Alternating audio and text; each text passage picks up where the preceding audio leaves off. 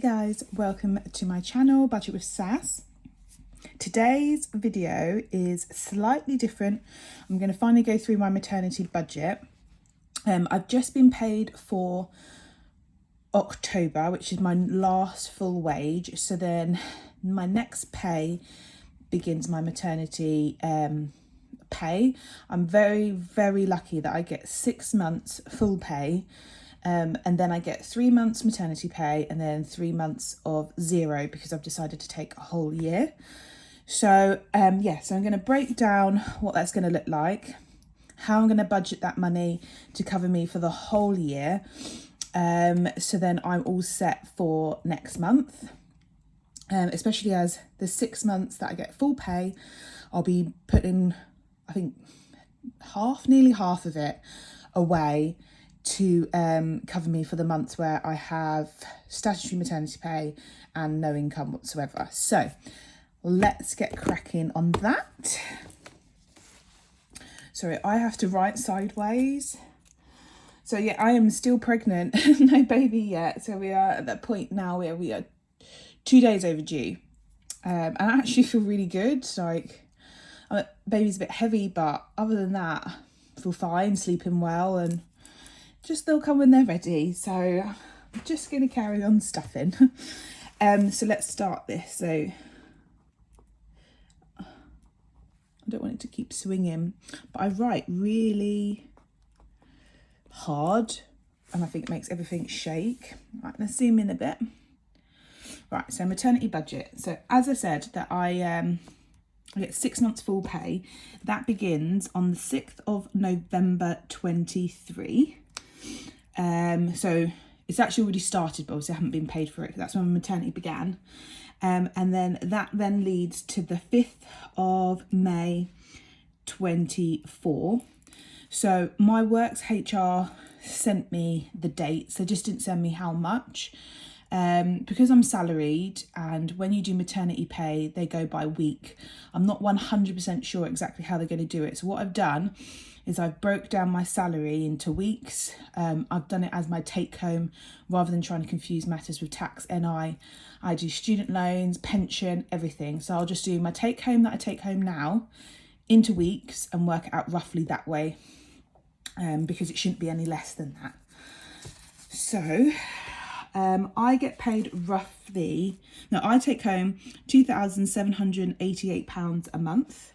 So what I did is I times that by 12, then divided it by 52 to give me roughly a weekly amount, so that's 26 weeks, 6 paydays. And that gives me £643 and 43 pence per week. So then that means, put a pound sign there, that I'll be taking home for the 6 months £16,729 and 18 pence. So that is my 6 months full pay. So I do hope this helps someone try work out theirs just roughly at the least, so then you can, start putting money aside or work out how you're going to spread your money over the period of time you're off. But yeah, so that's my 6 months there. And then between the 6th of May 24 until the 4th of August 24, my statutory mat pay is 12 weeks, which is 3 pays at £172 and 48p per week, which is what everybody gets if they've been working at a job for a particular amount of weeks. I think it's 26 weeks before telling your employer that you are pregnant. Gives me £2,069.76, and the reason why I only get 12 weeks is because I get the 6 months full pay. They reduce it down off of your 9 months statutory pay.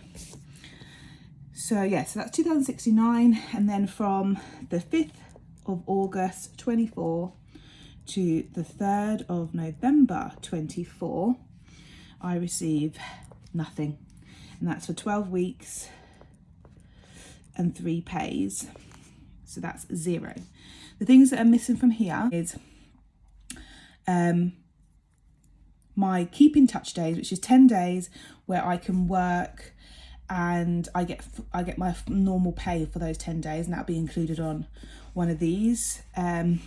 If I obviously do my keep in touch days in the first 6 months, it's not very beneficial because I'm getting paid full pay anyway. It doesn't then give you pay on top of my normal full pay. So I'll probably try do most of them here. And then we do typically get a bonus around July time. However, that's not always the case. It just depends on how well the business is doing. So that might happen. I have just received a pay rise, but because I haven't received that pay rise yet, I'll receive it on my first month's maternity pay. I'm not 100% sure how much that is take home. It was a 3% rise, but like I say, I have like student loans and pension and stuff like that comes out. So instead of trying to do the calculation, I thought I'm just going to wait. So then that'll be a little bit extra per month starting this month, because that's my wage now. And then also I get another pay rise that they've given me in writing from April next year of, I think it's 2% or 2.5%. So that means still within this, I will receive another pay rise. So there will be some extra funds come in, but I thought if I do it basic and then if anything extra, then that's great. We'll use that for something else. But anyway, so this is what I'm working with for the year. Just put a little line here. I have got a little cheat sheet, so instead of adding it up, I will just write it out. 7, 9, 8. Actually, we should just double check. I have baby brain. I could have done it wrong. 16, 17, 9, 18, plus 2, 0, 6, 9, 76, 18, 7, 9, 8, 94. And so what I'm going to do is I'm going to divide that by 12 and see how much my monthly amount is, which is 1566.58. So that's how much I'm going to budget per month.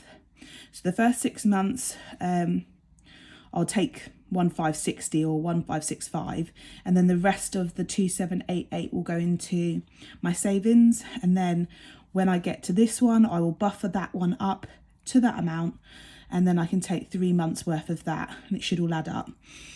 So then I have the same wage every month for the whole year that I'm off.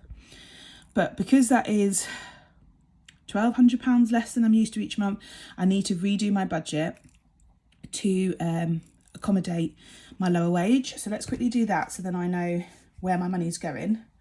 Let me just move the camera down. Right, so the first major thing that will change is the amount I put in my joint account. So right now I put £1,400 into the joint account, but while I'm on maternity leave, me and my partner have gone through the bills, and I'm reducing mine down to £800, and bless him, he's going to up his to £2,000 because our bills are £2,800, but that's absolutely everything, including savings for the kids, shopping, everything in that. That's roughly how much we spend per month. So we'll do that. We've also got a bonus that in May we are finished paying off our brand new windows and doors, which is over £300 a month. So then my partner can reduce his down, and then so that should be everything covered. We've also, my partner's put a buffer into our our joint account as well to help cover if anything else comes up. So he's very, very good with his money. He doesn't spend anything, and he just wants to make sure that no one's stressed. He's done that as well. So I feel comfortable, we're okay, and I'm not to worry. I think it's his main thing. He doesn't want me to worry about money. So my bills every single month. So my first one is my Barclays loan,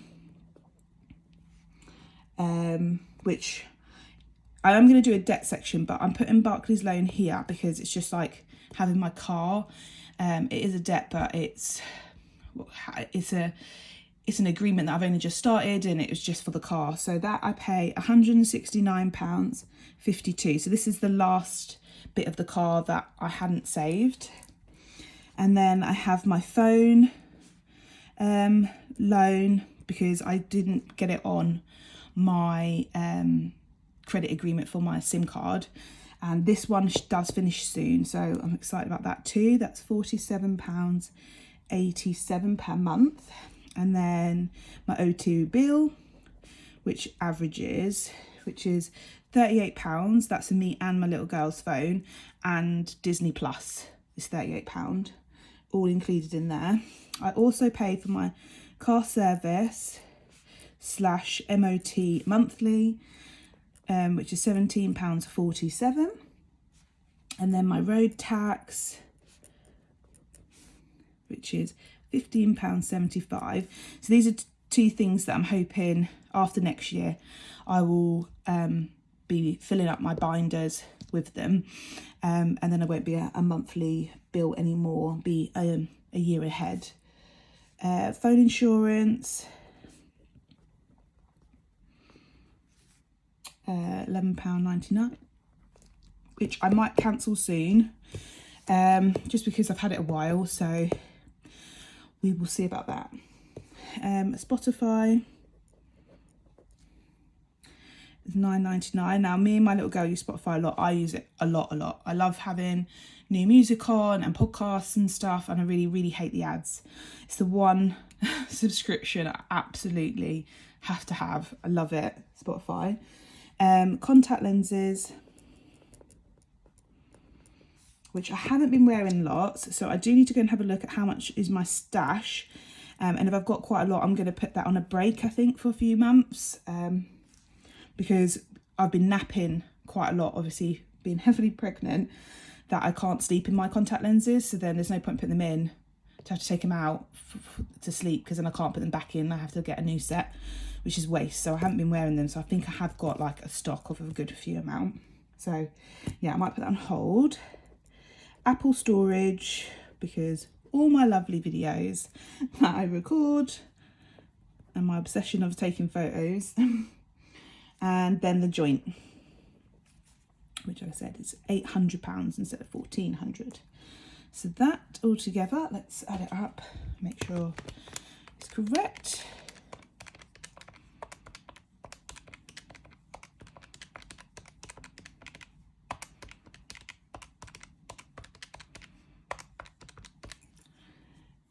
So I've got, my bills are £1,124.08.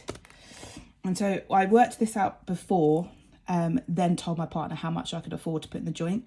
So I did all my bills first, and then said to him I can probably put 800 in. But he did say if at any time, you know, that's too much, whatever, he's like, just bring it down. So, but I think it'll be fine. I don't want him to have to pay for everything. And then we've got the debts, my student loans. I pay £10 a month for that. And then my last old debt, which if you've seen some of my other videos, I've only got one old debt that I've had the interest frozen. I've had it a very long time, like over 10 years. I'm paying £5 a month. They do send me offer letters to pay like 50%, and then we'll clear it. But the thing about that is they'll put partial settlement on my credit score instead of full and final. So once I've saved enough where I think I've got about half, I will send them a full and final letter request, which you can do, which asks them to accept my offer and to put it on the credit score as full and final rather than partially settled. That way it doesn't affect my credit score. But as I haven't got anything close to the amount that is probably going to be sufficient for them to say yes, I'm just carrying on paying that £5 a month. But it's not a big deal. Like I said, no interest.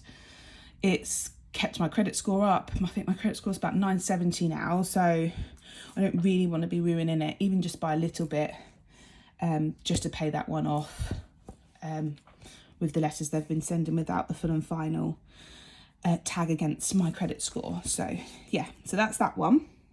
And then, like I said to you guys, I've been using my credit card to finish stuff around the house, baby stuff, and the base for our new studio that's going up in the garden in January. So instead of stressing myself out that I haven't saved it, I just done everything, then made a plan to clear it. So I'm doing £100 a month. Hopefully it will be done earlier, but I've brought it down to a point that £100 a month means it'll be paid off before I go back to work. So yeah, so that's like my debts. So including my debts, we have got, so we've got 112408 plus 10 plus 5 plus 100, which is 123908. Okay, so if we take the 1566.58 minus 123908, so I've got 300, let's just put it over here, balance £327.50. Then I get my child benefit. Obviously it'll be child benefit for 2. It won't be for the first month because, well, baby's born due any time now, but then we have to have them registered and blah blah blah. So I might not get it for the first month or 2, but I'll just put it in as a full amount, which is £172, I think it is, for 2 children. So plus 172, which means I have £499.50 a month, and that's to go into my binders, my purse, my binders and my purse, and that's pretty much it. So that is, I'll just write purse. So that's gonna be like my petrol, kids, everything that I need in the month to, go to mum and baby groups, get out of the house type stuff, which is roughly about £280 a month, but I am going to be looking at it depending on how much I have that month. Like I said, child benefit for a couple of months will be a bit lower. And then my savings / binders will have the rest, which works out about £220, which leaves me with 0. So that's how I'm kind of working it out. But like I said, the little extras I might have, because I'll keep this to remind myself, is I'll have Etsy because I'm reopening my shop. I do need to work out, I've bought a Excel spreadsheet off Etsy to work out your Etsy every month, which makes it so much easier. You literally just download the report, plug it in, put your expenses on, and then it tells you how much your profit is for the month. It'll take you say that you're employed and stuff, so it takes my tax contribution, my NI, my national insurance contribution, and then my class 4 contribution, because when you have a self-employment, you have to pay class 2, which is NI, and then class 4 as well. So it works it all out for you, which is great. And then I can take that bit out and then stuff. I also will finally be able to get back under my industrial sewing machine, because I haven't been able to with my bump. So I'll be able to go back to making bags, potentially in the summer do some markets again, open my Etsy shop for my bags properly. Especially I'm going to have my studio, so I'll have so much more room, so I'll have that. I've also then got YouTube income, which I've just left at the moment. I need to have a look at that. I think I've got something I need to do first. I've verified everything. I think I've got to do some taxing. I don't know, I need to read on it. And then my YouTube will be ready to have as an income.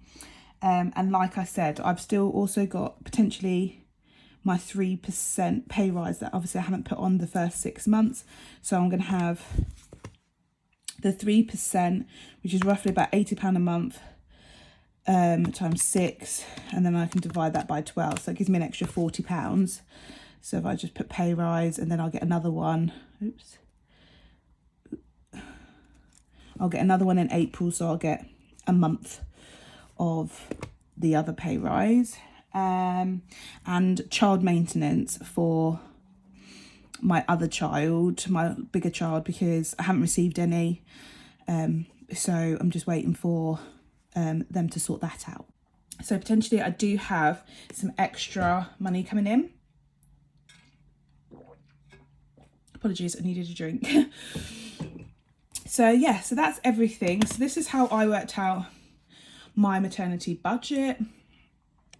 So if anyone else is, oh, straighten up now. So if anyone else is about to go on maternity leave and you wanted to quickly work it out, you could always work it out the way that I work it out. And set yourself up for the year, or however long you've decided to take off. I haven't decided to take a year off, but you know, if you're just taking 6 months off, just work out what it is at 6 months and then give yourself across the board the exact same amount of money. I personally think that that's the easiest way to do it. Then you've got a budget that you can stick to every single month. It's the same, and not, oh, I'll do 3 months on that budget and that I think it's just less stressful if you work it out for the whole time that you're off. But that's up to everybody in their own circumstances. But yeah, so that is me all set for next month's budget, which I'm excited to keep on track with, because it's a lot less than I'm used to. But that's fine with me. But that's it really. So that's everything for this video. Thank you all for watching, and I really do hope this helps somebody out at some point, or even if you're trying to work out for your future maternity leave, like can you afford, then you kind of understand how much you need to save. We originally was going to do that, but we had troubles conceiving, and I feel like when I was going through it, it was making me rather upset talking about a future baby when we were struggling. So I kind of left it. We didn't save for baby, and but I feel like we were fine anyway now that we did conceive, and obviously we're still waiting for them to arrive, but everything seems to be perfectly fine and we are all ready. So thank you once again, and I'll speak to you all really, really soon. See you later.